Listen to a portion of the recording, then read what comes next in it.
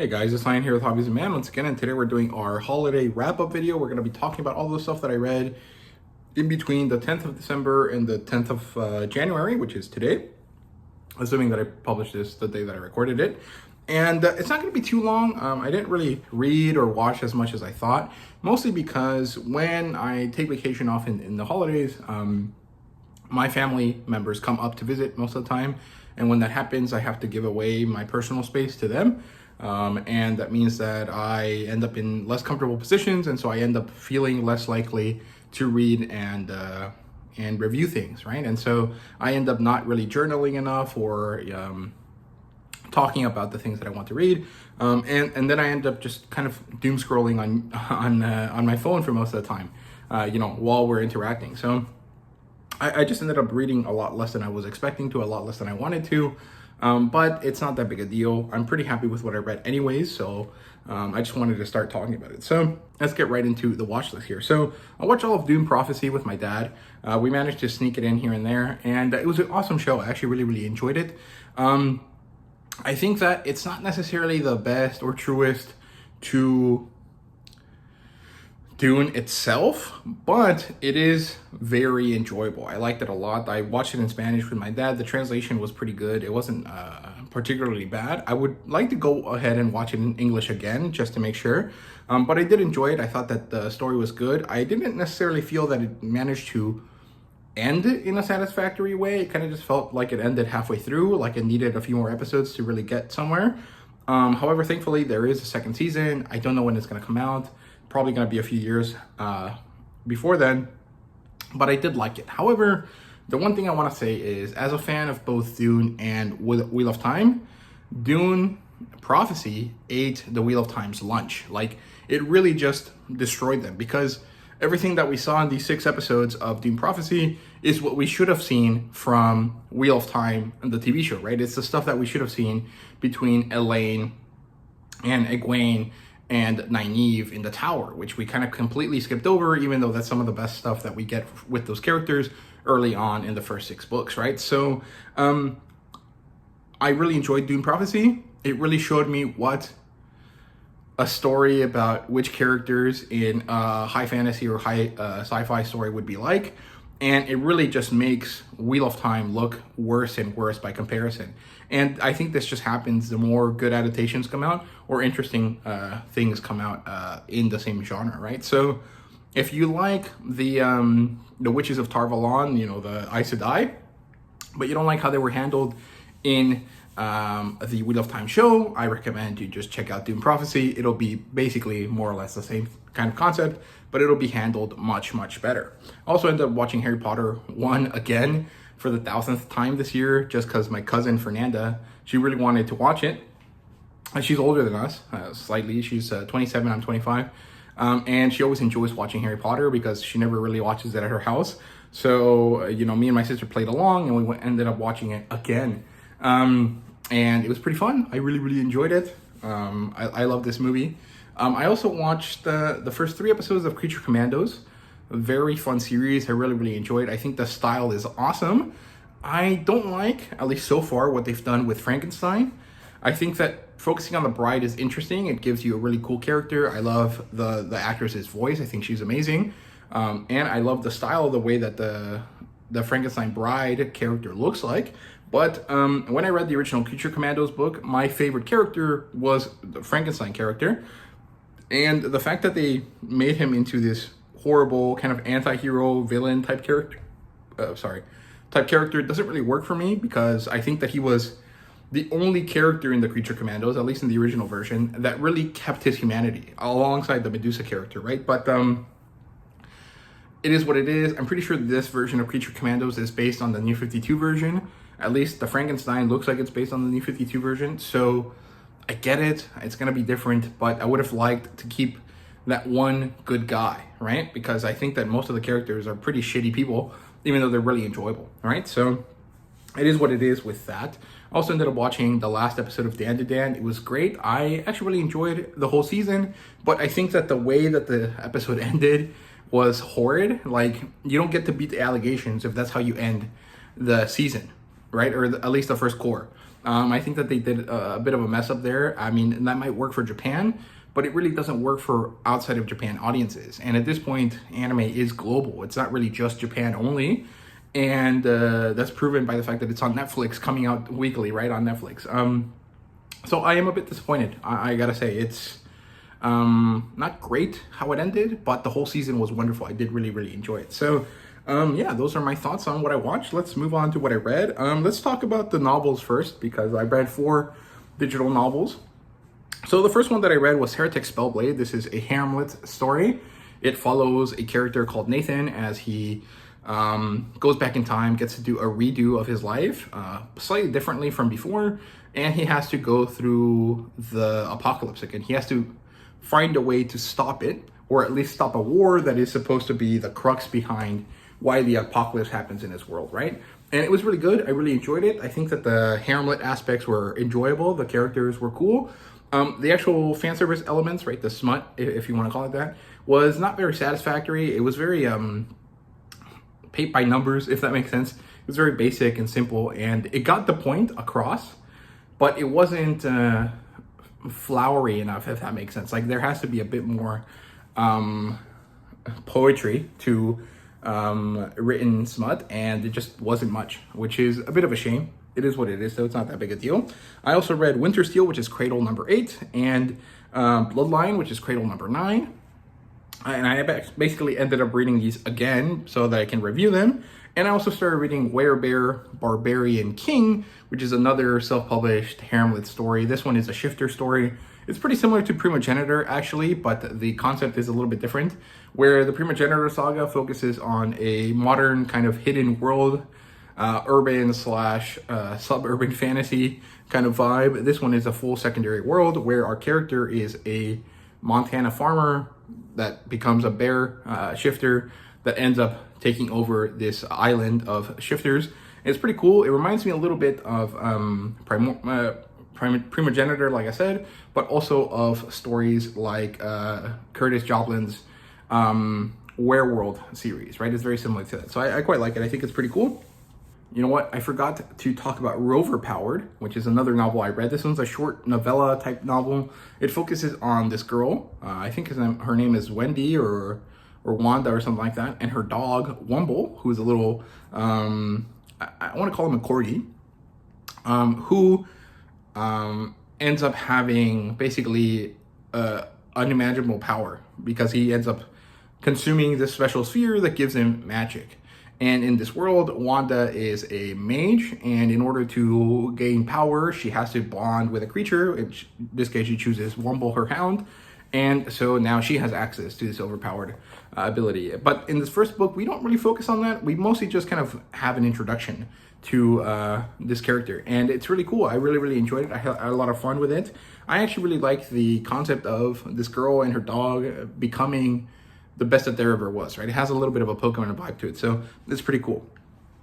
So anyway, that's it for the novels. Let's move on to the manga here. I did read some digitally, so let's talk about that first, and then I'll move on to all the physical stuff, and then we'll finish off with the comic books. So I read Fieren.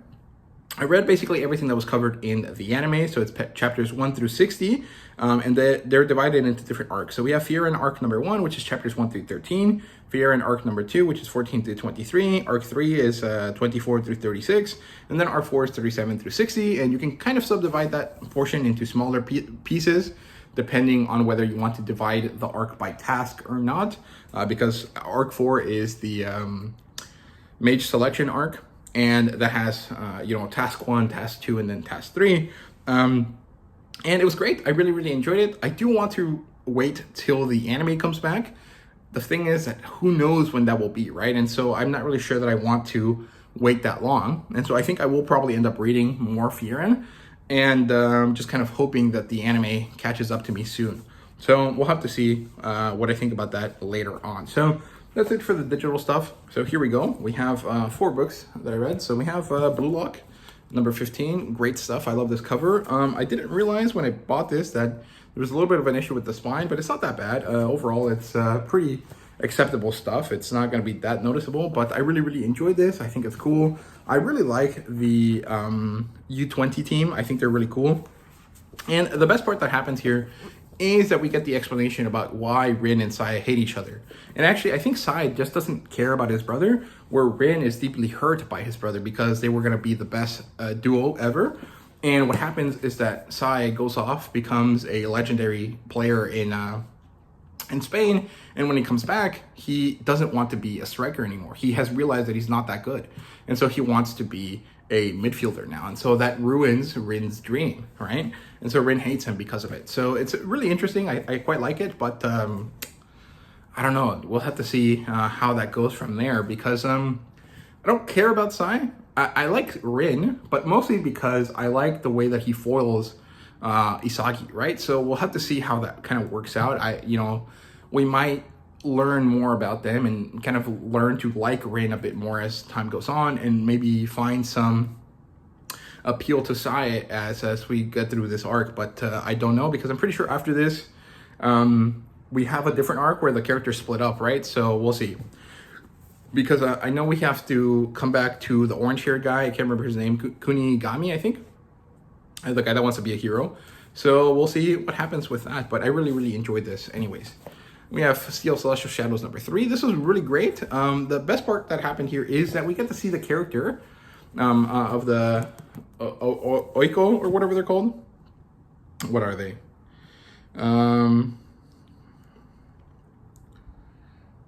So her name is Aki. I can't remember what type of person she is. She's like a fortune teller, right? And I can't remember the name for that in Japanese, but she ends up seeing so far into the future that she sees the modern world, and that continues on to the next book. So I'm very curious to see where that goes. And there's a bit of an interesting plot twist here where we get to learn that there is this overarching group of people that control all of the people that have powers, and there are some that like Suki enough to go against their master's orders, and so they're helping Konosuke